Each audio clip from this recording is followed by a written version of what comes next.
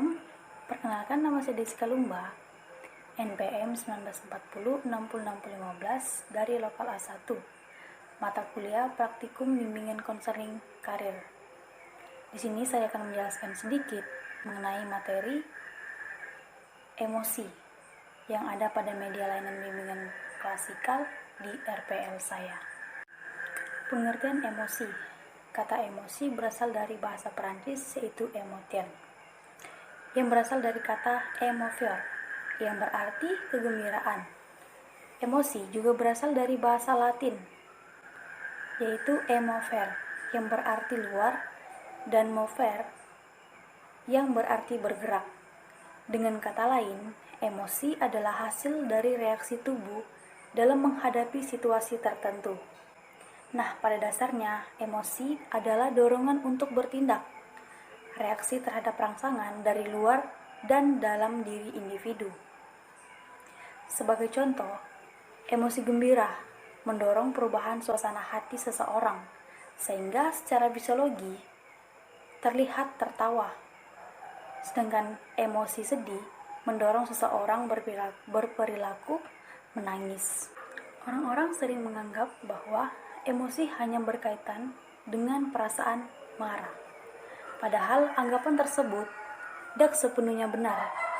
Sekali lagi, emosi adalah reaksi tubuh untuk menghadapi. Berdasarkan sebab dan reaksi yang ditimbulkan, emosi dikelompokkan menjadi 3. Yang pertama, emosi yang berkaitan dengan perasaan atau syarat-syarat jasmania. Misalnya perasaan dingin, panas, hangat, sejuk, dan sebagainya.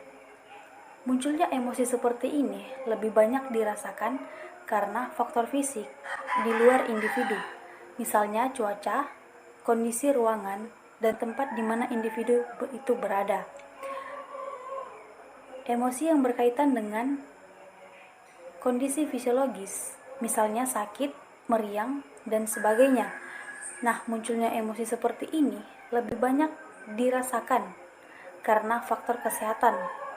Nah, dan yang terakhir adalah emosi yang berkaitan dengan kondisi psikologis. Misalnya cinta, rindu, sayang, benci, dan sejenisnya. Munculnya emosi seperti ini lebih banyak dirasakan karena faktor hubungan dengan orang lain. Setiap orang tentu pernah emosi. Akan tetapi, banyak orang mengidentifikasi emosi sebagai suatu hal yang negatif, seperti memukul, melempar barang, menghancurkan barang, yang biasanya kita sebut dengan marah. Marah merupakan bagian dari dasar emosi, tapi bukan hanya itu jenis dari emosi. Emosi itu sendiri ada yang negatif dan ada yang positif. Perbedaan rangsangan yang diterima oleh indera memberikan pengaruh terhadap perasaan seseorang. Adanya perbedaan pengaruh tersebut menimbulkan emosi yang berbeda. Berikut adalah macam-macam emosi. Yang pertama, emosi marah. Seseorang yang marah terhadap orang lain disebabkan ia menganggap bahwa orang itu bersalah terhadap dirinya. Orang yang marah bisa menunjukkan tingkah laku yang agresif, mengganggu orang yang dikena marahinya, membanting barang, memukul, bahkan sampai membunuh. Yang kedua, emosi sedih. Ia selalu merasakan duka, susah, dan pilu. Semua orang yang mengalami musibah pasti merasa sedih, karena menangis bisa mengurung diri di kamar dan tidak mau bergaul dengan orang lain. 3. Emosi iri. Orang sering membandingkan keadaan dirinya dengan orang lain. Jika dirinya lebih rendah atau kurang dari orang yang dibandingkan, maka timbullah rasa iri. Emosi iri harus dapat dikendalikan dan diekspresikan secara positif. Ekspresi iri yang positif akan menimbulkan gairah usaha dan meningkatkan kerja secara positif untuk menyamai orang yang dibandingkan itu. Yang keempat, emosi takut.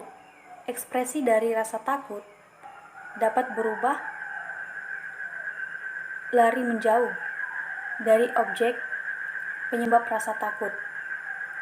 Nah, rasa takut menyebabkan seseorang menghindari objek penyebab takut.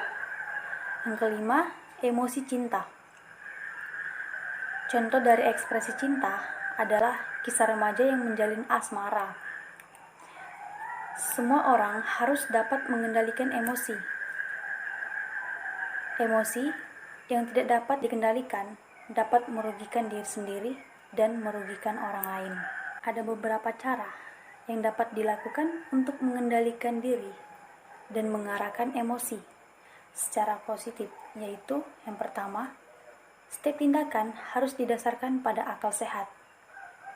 Yang kedua, berpikir tenang akibat negatif yang mungkin terjadi.